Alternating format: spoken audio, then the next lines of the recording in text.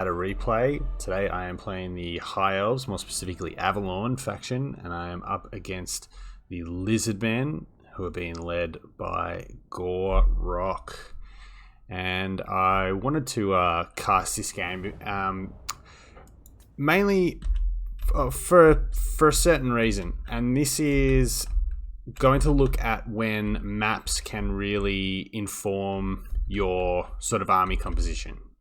There's probably only a handful of maps where it can, and sometimes it's because there's large areas for Vanguard deployment. Sometimes there's areas with lots of trees or whatnot. But today, sort of the inspiration for the build that I've gone with today it made me think a bit of the movie 300 and the Hot Gates, where the Spartans would funnel their troops into superior numbers into a narrow piece of terrain where their numbers count for nothing, as you may recall, for those of you who have seen that movie. So I decided I was going to play the High Elves. It's not really a type of army that I normally play, but we'll get to that in a second. We'll have a look at what my opponent's taken. I think he has sort of had a similar idea, to be perfectly honest. So he has taken two Saurus Warriors with shields in the front line, a couple of skink cohorts spread around, the Star Chamber Guardians holding the middle here, 3 solar engine Bastillodons, which are pretty nasty. Gore Rock, who has taken, looks like he's taken his items, the Rokavitsa and the the Shield of Aeons and the Mace of Ulmanak. He's also got the Rokavitsa, which gives him his physical resistance. Over here we have 2 Skink Chiefs, actually, which is a pretty cool little pick. So good for just sort of plinking down some damage. Both on foot as well, so something different there. And then over in the forest here, he has 4 units of Chameleon Skinks. For my own forces, I have taken a front line of Silverin Guard, 4 Silverin Guard, and 2 Spearmen on the flanks.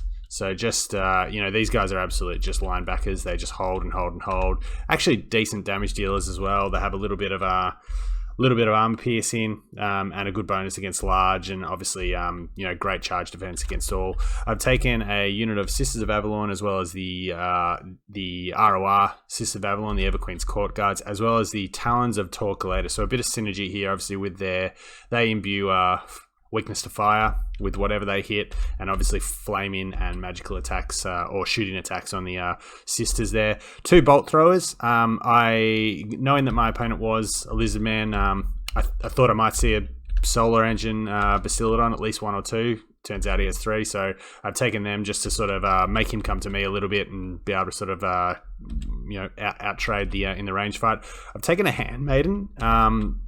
Again, given the composition, the Quicksilver Shot reload skill that's currently affecting a number of the units is reasonable. I haven't taken either of her items, so she's reasonably cheap. She's on foot as well, and I have taken an Archmage of Shadows. So I expected to see something like a Saurus frontline, or possibly a unit like the Star Chamber Guardians. So I've taken the Penumbral Pendulum, as well as the Book of Hoth, as well as Arcane Conduit to buff the Winds of Magic regen.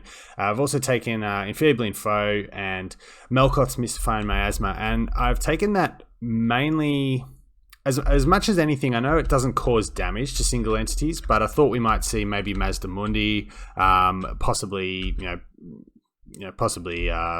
Carnosaur or something like that.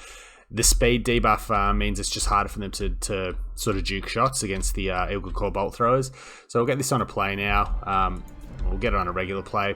I've also taken 2 units of Illyrian Reavers, so I've purposely deployed them far back just to get some eyes over here, see if there's any Vanguard deployment stuff around here that I can sort of pick up for free. So I think my opponent here has had a similar idea to me. He's obviously noticed that, you look at this map and the fighting is going to either occur sort of here or here. So it's going to be very front on. With that in mind, I sort of thought, well, I can maybe go a really narrow front line, something like Sword Masters, maybe some Phoenix Guard, not have to worry too much about my flanks. Or I can, but given I was expecting probably a couple of solar engine Bastillodons, I wanted to give myself a little bit of a insurance policy against that, and try to dominate the range play and then skip a bit of cost on the front line, which Sylvan Guard, in comparison to Phoenix Guard and Swordmasters, are going to do very nicely. So I've obviously moved my Illyrian Reavers. Seeing him go to this side, I sort of figured, well, this to me says he's probably got something in these trees, probably either some Saurus Cavalry or indeed 4 units of Chameleon Skinks. Probably wasn't expecting 4 units, but there they are. So these Illyrian Reavers have taken a bit of damage, but they've given me some pretty, only 2 unit models and some pretty crucial scouting here. So they're going to pull back, and I'm going to pull these Illyrian Reavers that were doing the same around here, just getting some eyes on. And you'll see already, I outrange him. The bolt throwers with 380 do outrange the 240 of the Bastillodon engine, so I'm going to get some early shots in, and with the anti-large armor piercing, I momentarily sort of decide to bring these guys up, but I figure these guys are going to probably try and shoot these, get some value on the way in, take some models off these guys before they try and shoot my Eagle Claws. So I'm going to pull them back for now. Then they're out of range, and as you see here, a couple of shots coming in, and now I'm going to move up with these guys over here. The Chameleon Skinks are sort of making their presence known, so I'm just turning to face here with the Spearman, and I'm just going to wait for him to come to me at the moment. So basically, as you can see here, a bit of trading going on. I do lose a artillery piece there, but this one's pretty worked down. But look how fast, with the weakness to fire that gets imbued here, look how fast these 3 units break down this Solar Engine Bastillodon. Obviously, the Talons of Torquelator don't have a ton of armor piercing, so their shots aren't as impactful by themselves, but the armor piercing on the Sisters of Avelorn just absolutely wreck shop here. And look at that, already a Bastillodon down. The bolt throwers have nearly killed this one, so I know they have taken an artillery piece off this bolt thrower, but really no value being generated from anything here. They'll turn their fire onto him, and at this point there's really nothing for my opponent. I think he's doing some macroing over here. I'm trying to get some pickups here with the Illyrian Reavers and just keep them off the flanks, because I know once this goes down, I'm not really too worried. If I can get a unit or 2 of these guys off, I can turn to face with my my shooting.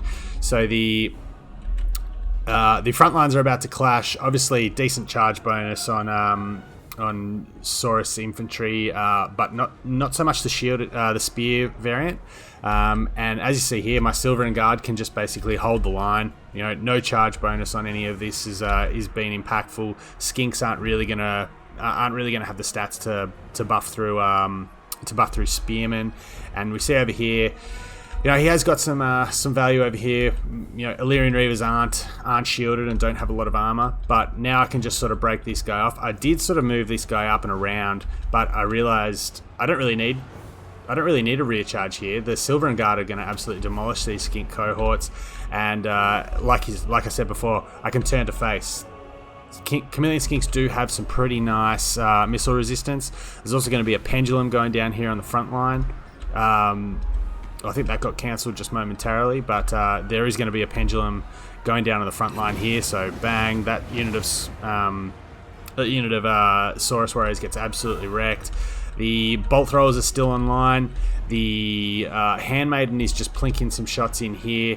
The Skink Chiefs don't really have a great target, and as you see here, the Silver and Guard, 25 kills. These guys took a fair bit of fire on the way in, and now I'm just getting free shots into the front line. Obviously, this unit of Silver and Guard's going to cop it a little bit. Star Chamber Guardians are pretty tough, and Gorok's going to do a bit of a number, but a unit of Illyrian Reavers have come back here, and are just sort of bouncing between the Chameleon Skinks to try and get them separated.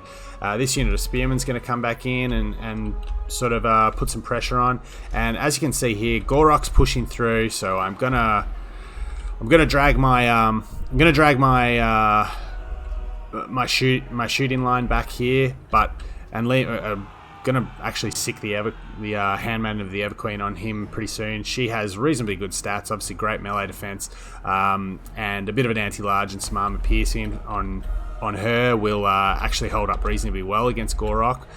So especially with an enfeebling foe going down, so his stats are pretty rubbish at the moment.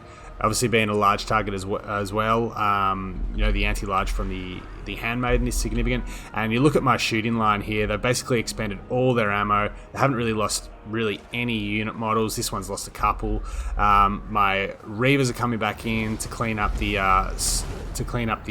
chameleon skinks, and the front line fighting here with the Silverin Guard. They just hold and hold and hold. Great leadership, good armor, fantastic melee defense, and good enough in their own right to cause some damage as well. So the spearmen coming around here, basically as much as anything, just to hold Gorok up.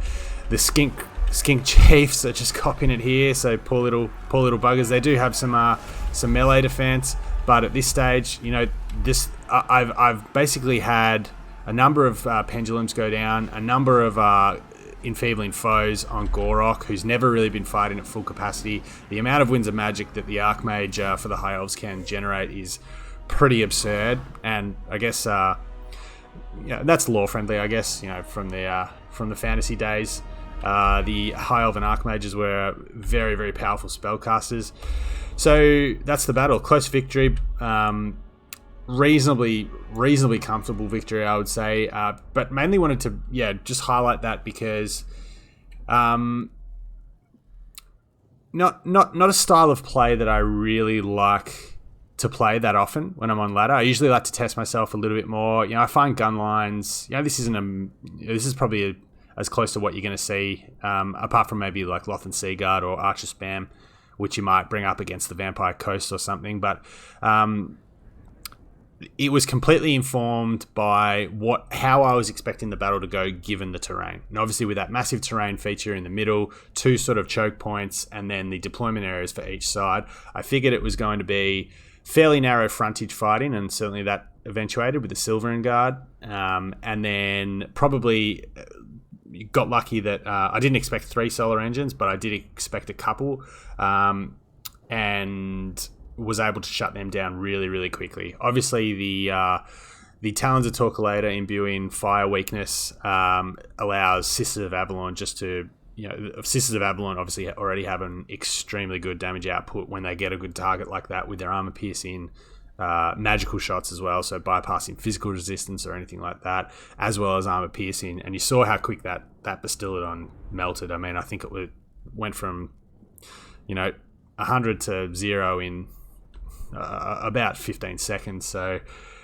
yeah, just thought I'd cast that one for you and show a bit of planning by me, and I guess a good result when it all sort of comes off. The Archmage is a fairly, I guess when you strip it back a little bit, she's a fairly cost-effective lord. Shadows allowed me some good damage through, I guess, semi-elite infantry. The Star Chamber Guardians got pretty worked down on the way in, so I didn't really need to pendulum them down. But yeah, a cool little build on a pretty interesting map. So I hope you enjoyed it, and I will see you next time.